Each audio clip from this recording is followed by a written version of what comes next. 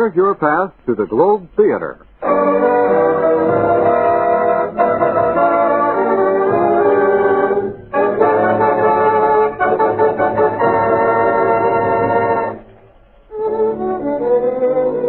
Welcome to the Globe Theater, the radio theater playing exclusively to the men and women of the armed forces of the United Nations. Here for your entertainment are presented the finest plays selected from outstanding radio dramas. Now, to tell you about tonight's play, here is your host and master of ceremonies at the Globe Theater, Herbert Marshall. Hello, everybody. In looking around for an appropriate play for this evening, you remember that each year at Christmas time, Lionel Barrymore brings joy to millions with his memorable portrayal of Scrooge in Dickens' immortal A Christmas Carol. And so it's with the greatest of pleasure that we welcome Mr. Barrymore to our Globe Theatre stage for another performance of this traditional and beloved story, A Christmas Carol, with Lionel Barrymore.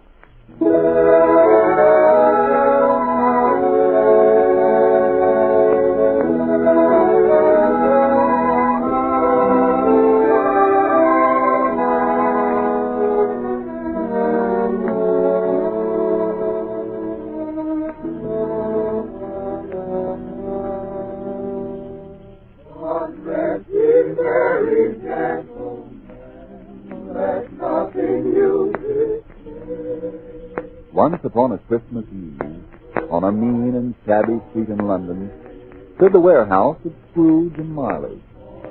Of course, Marley was dead, but Scrooge never bothered to paint out his name over the door. It was a waste of time, paint, and money.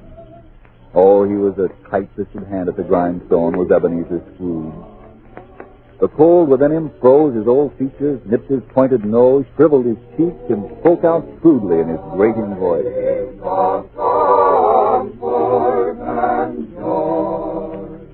Get away from that door, do you hear me? Stop that infernal caterwauling or I'll stick to your back. That little scoop.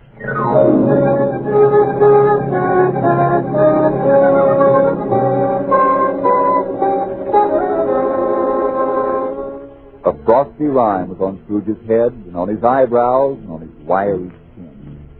He iced his office in the dog days and didn't thought 1 degree of Christmas. A fact that could be attested by Bob Cratchit, his overworked and shivering clock. And what do you think you're about to do with that coal scuttle, Mr. Cratchit? Well, you see, my stove's gone out, Mr. Scrooge. Tell me, Mr. Cratchit, you like working here? Like it? Oh, yes, sir. Now, you have need of the 16 bob I pay every week. Need? Oh, yes, indeed. You see, there's my wife and Tiny Tim and Belinda and Martha. I see. Then may I suggest that you forget about the fire and get back to your work? Unless, of course, you'd prefer to keep Christmas by losing your situation. Oh, no, sir. I'll get on with copying those letters at once. I'm very sorry, Mr. Scrooge. It won't happen again, I promise. Pampering yourself at my expense. I won't have it, you understand? I won't have it.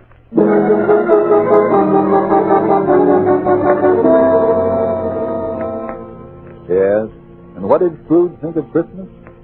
Well, on this particular Christmas Eve, his only nephew, Fred, stopped by the warehouse to see him. A Merry Christmas, Uncle. God save you. Humbug. Christmas, a humbug? Oh, come now, you don't mean that. I do. Merry Christmas. What right have you to be merry? You're poor enough. Very well, then. What right have you to be dismal? You're rich enough. Humbug. Oh, don't be cross, Uncle. What else can I be when I live in such a world of fools as this? Merry Christmas. Out upon Merry Christmas. What's Christmas time to you but a time for paying bills without money? A time for finding yourself a year older and not an hour richer. A time for balancing your books and having every item in them through a round dozen a month presented dead against you. Uncle. Yeah, if I had my way, every idiot who goes about with Merry Christmas on his lips would be boiled with his own pudding and buried with a stake of holly through his heart. Uncle. Nephew, you keep Christmas in your own way, let me keep it mine. But you don't keep it. Let me leave it alone then. What good may it do you? Much good as ever has done it. I've always thought of Christmas time as the only time in the long calendar of the year when people open their shut-up hearts and think of their fellow men. Yeah, humbug. And therefore, although it has never put a scrap of gold or silver in my pocket, I believe that it has done me good and will do me good. And I say God bless it. You're a very powerful speaker, sir. I wonder you don't go into Parliament. Oh, don't be angry, Uncle. Come and dine with us tomorrow. Good afternoon, nephew. But why won't you? Good afternoon. Well, I'm sorry to find you so resolute. But a Merry Christmas, Uncle. Good afternoon. And a Happy New Year. Good afternoon!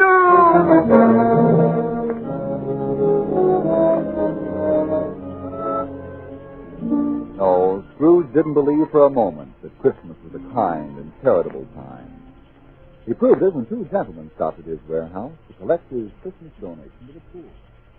At this festive season of the year, Mr. Scrooge, it is more than usually desirable that we should make some slight provision for the poor and the destitute. Indeed. Tell me, are there no prisons? Oh, plenty of prison. In the workhouses? Are they still in operation? They are. Oh, very well. What do you want of me? Well, a few of us are endeavoring to raise a fund to buy the poor some meat and drink and means of warmth. No. Now, what shall we put you down for? Nothing. Oh, you wish to be anonymous. I wish to be left alone. Mr. Scrooge. I don't make myself merry at Christmas time. I can't afford to make idle people merry. I help support the prisons, the workhouses. They cost enough, heaven knows. And those who are badly off can go there. But many can't go there, and many would rather die than go there. They'd rather die than better go and do it. Decrease the surplus population. Besides, I find it quite enough for a man to mind his own business and not interfere with other people's. Mine occupies me constantly. Good afternoon, gentlemen. Good afternoon.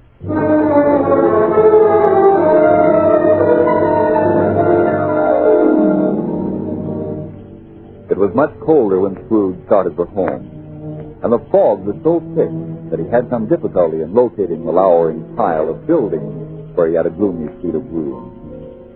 Nobody lived in it but Scrooge. He put his key in the lock of the ancient door, and then a strange thing happened.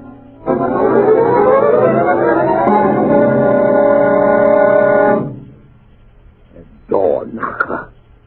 I could swear it was Molly's face. Ah, humbug.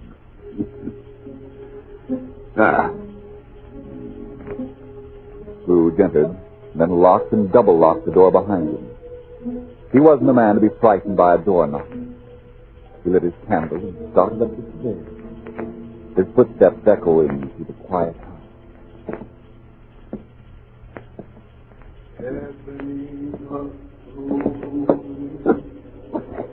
Who's there? What was that noise deep down below in the cellar, as if someone were dragging a heavy chain? Ebenezer. What's that? The sound grew louder on the cellar stairs, rose higher in the empty halls below, and then clanged and clattered on the stairs behind Scrooge as he fled.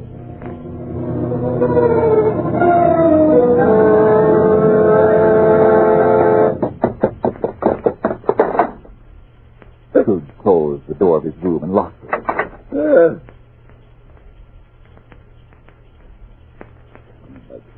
I won't believe it. Then, as though a part of the fog outside, the ghost of Jacob Marley passed through the closed and locked door. Jacob Marley. Around his waist was the chain Scrooge had heard on the stairs. Cash boxes, keys, padlocks, ledgers, beads, and heavy purses. But still Ebenezer Scrooge did not believe. So now, what do you want? Much, oh much, Ebenezer. Who are you? In life, I was your partner, Jacob Marley. You don't believe in me. I do not. Why do you doubt your senses? Oh, because a little thing affects me. A very slight disorder of the stomach makes them cheap. You may be an undigested bit of beef, a blot of mustard, a crumb of cheese, the fragment of an underdone potato. There's more gravy than grave about you. Oh, Please don't do that, I beg of you. oh, man of worldly mind, do you believe or not? I do. It'll make you any happier. But why do spirits walk the earth? And why do you come to me? It is required of every man that the spirit within him should walk abroad among his fellow men. And if that spirit goes not forth in life, it is condemned to do so after death. Yes. So why do you wear that chain? It is the one I forged in life. I made it link by link and yard by yard. The one you have made was full as heavy, and as long as this, 7 Christmas Eves ago. Yours is a ponderous chain, Ebenezer.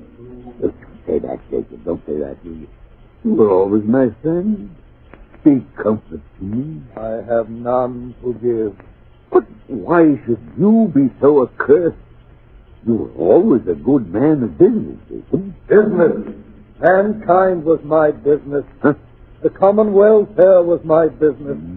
Charity, mercy, forbearance, and benevolence were all my business. Yes, but Jacob. Hear me, my time is nearly gone. I will, but don't be hard on me. And don't be flowery, Jacob.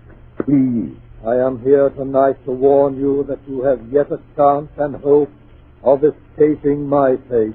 You were always a good friend to me, Jacob. Thank you. You will be haunted by 3 spirits. Please, Jacob. Expect the first tonight when the bell tolls 1. Jacob. Expect the second on the next night at the same hour. If it's all the same to you, Jacob. And the third will appear on the next night when the last stroke of 12 has ceased to vibrate. Jacob. Look to see me no more, Ebenezer. Jacob, wait. For your own sake, you remember what has passed between us. Jacob, wait now. Jacob. 1:15. 1:30. 1:45.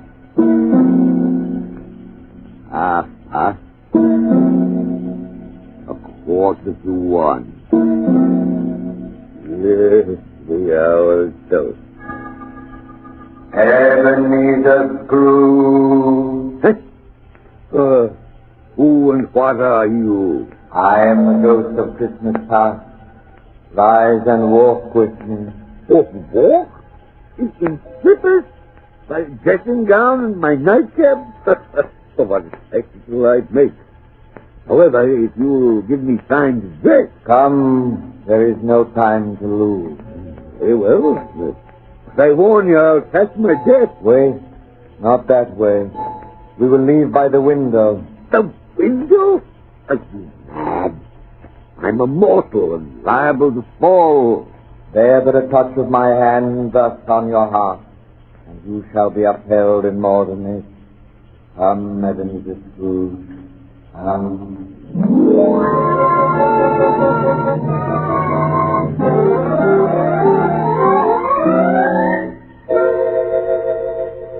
Look below us, Ebenezer Scrooge. Do you know this place? Know it? Of course I know it. Why, I was a boy here. I could walk it blindfold. I know every gate and post and tree. See? There's my old school with the cupola and the bell hanging in it. An ugly, lifeless place. Yes, it's Christmas Day. All the boys had gone home for the holiday. All? Who is that lonely child left behind and chided for his tears by the schoolmaster? I was that child, Philip.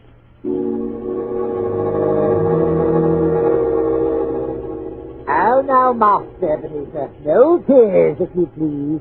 There's nothing more degrading than self-pity. Besides, Christmas isn't at all important.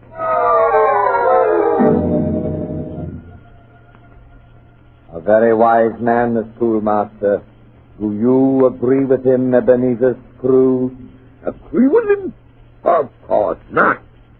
Christmas is very important to a child of that age, to a child of any age. Poor boy. I wish... Oh, well, too late now. Yes, what is it? Nothing much. There were some boys singing Christmas carols outside my warehouse. Wish I'd given them something, that's all. I see. Well, let us see another Christmas.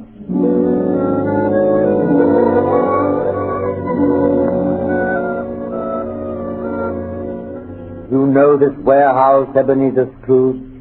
Know it? Of course I know it. I was the apprentice here.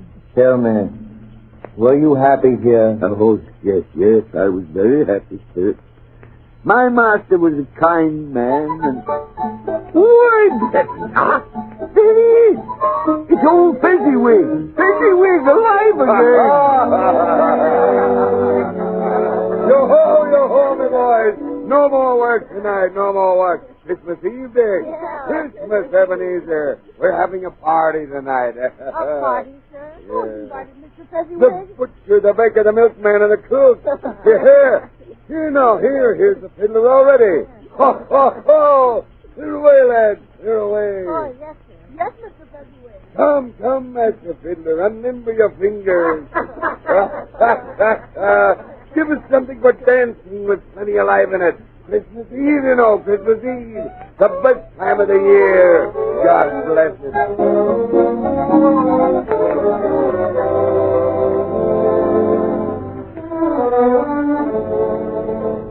A very simple and sentimental man, old Fezziwig, with no head at all for business, Ebenezer Scrooge. Nonsense. Why, he was one of the greatest men alive. Yes, I wish... Yes? What is it you wish? Nothing. I was just thinking in my car. Bob Cratchit, that's all. Strange. But my time grows short. Now prepare yourself to be the spirit of Christmas present.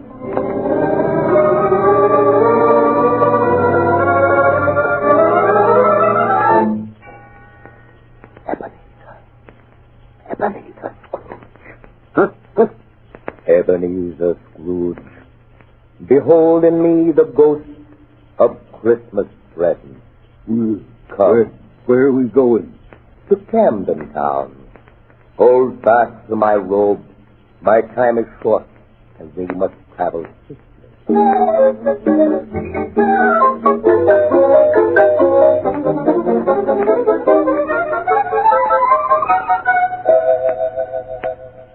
Camden Town? Why, that's where my boss, Bob Cratchit, lives. Yes, it is he we visit. See, there below is the street and house is street. Not a pretty setting, is it? Well, no, it isn't exactly palatial, but it's probably fair and pleasant. After all, he's only a boss, you know. Yes. And with so many mouths to feed, it doubtless is the best he can afford. Huh? Come, we will go in.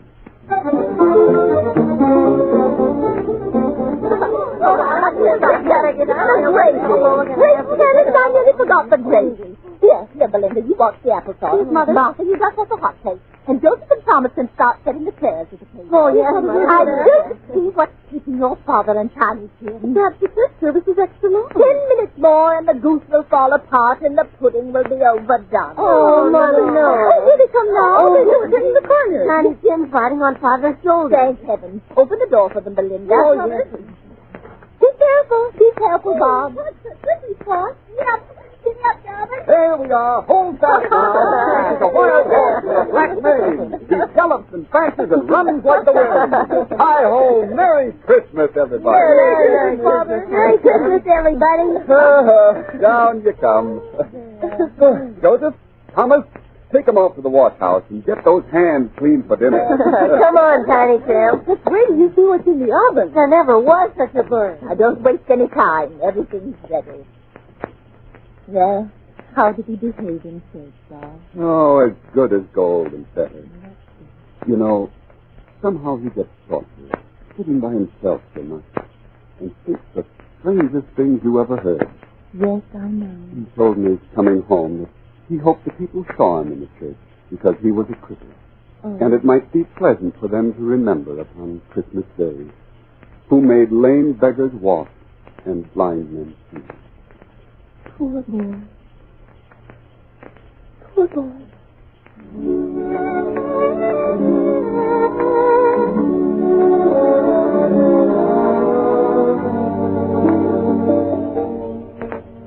Why are there tears in your eyes, Ebenezer Scrooge? Cratchit never told me the boy was lame. He has worn that iron brace, carried that little crutch ever since he can remember. Why, they gathered at the table. A toast to the founder of the feast. I give you Mr. Scrooge. The founder of the feast, indeed. I wish I had him here. I'd give him the feast of my mind to feast upon. My dear, Christmas Day. Now, this is health for your sake and the day's, not for his. And a Merry Christmas to us all, my dears. God bless us. God bless us. And what do you say, Tiny Tim? God bless us, everyone.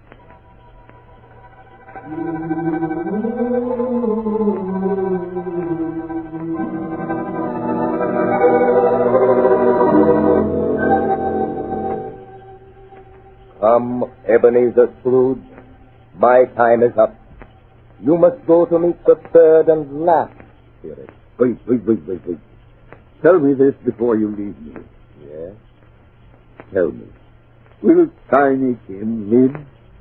I see a vacant seat and a crutch without the owner. No. Now, don't say that. If these shadows remain unaltered by the future, the child must die. No. Will it not be better if he does? As you once said, it will decrease the surplus population. Spirit. Farewell, Ebenezer Scrooge. The ghost of Christmas yet to come awaits you.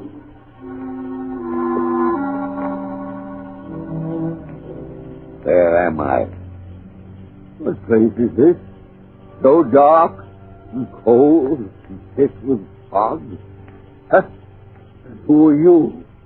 Dark phantom with the hidden face.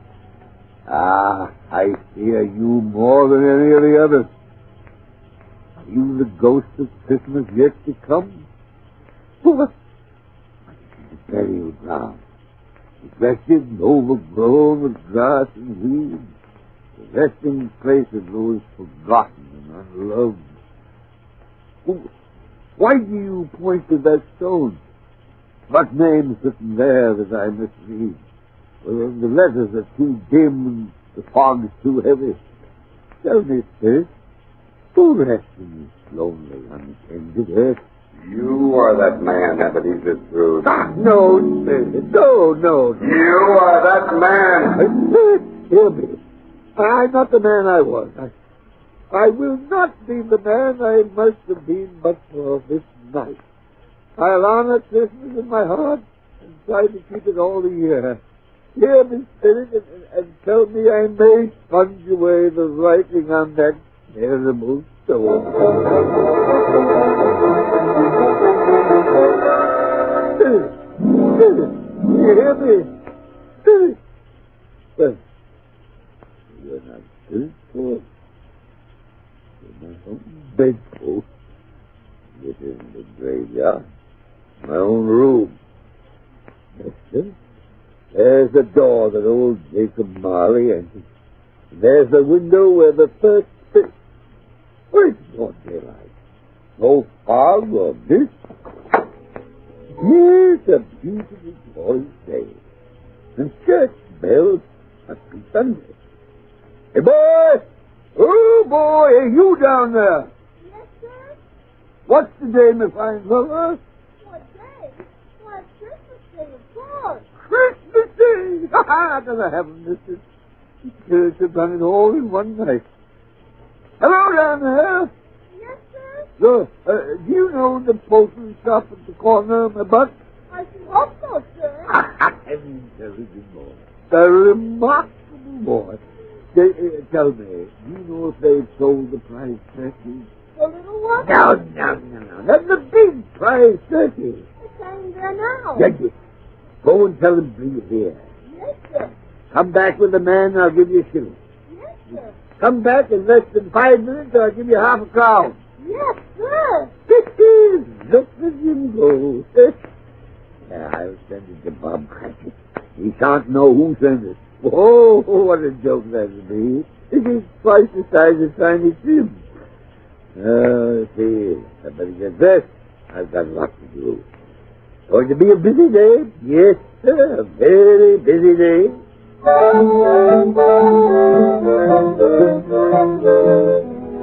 Yes, and it was a very busy day.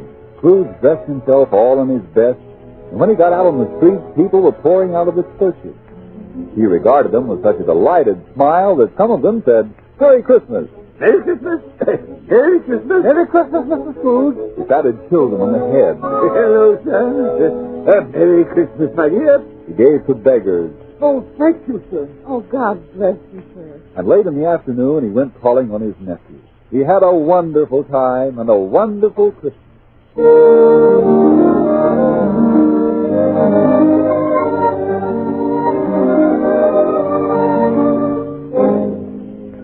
morning after Christmas, he was early at the office. Scrooge wanted to be there first, and he wanted to catch Bob Cratchit coming in late. Well, Mr. Cratchit, so you finally got here, did you? Look at that clock. What do you mean by coming here this time of day? I'm very sorry, Mr. Scrooge. It won't happen again. Indeed it won't. Step over here to my desk, if you please. It's only once a year. Poor sort of excuse, Mr. Cratchit. I'm not going to stand for this kind of thing any longer.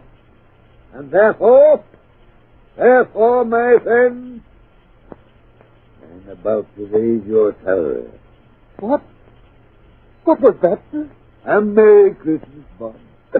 A Merry Christmas as I've given you for many a year. I'll raise your salary and endeavor to assist your struggling family. Now make up the fires and buy another cold supper before you dot another I, Bob Cratchit.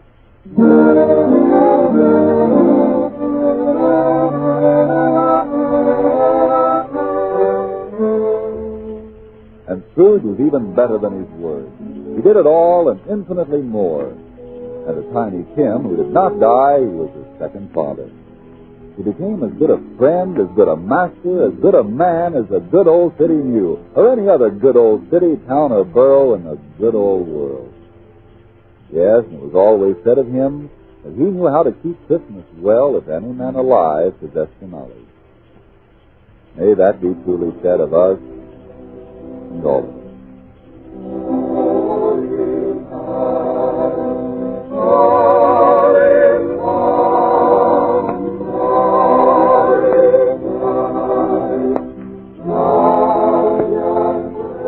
And so, as Tiny Tim observed, God bless us, everyone.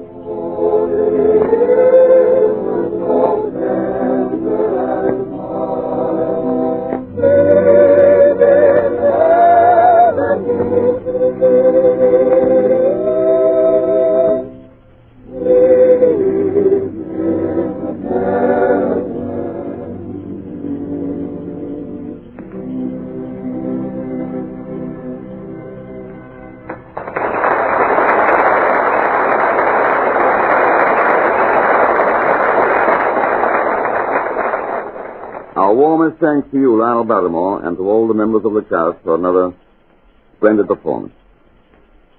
Tonight's production of A Christmas Carol was selected from the radio series Mayor of the Town. The musical score was composed and directed by Bernard Katz. The Christmas carols were sung by the Paul Taylor Chorus, and the narration was by Frank Martin. Now, this is your host of the Globe, Herbert Marshall, wishing each and every one of you a very Merry Christmas.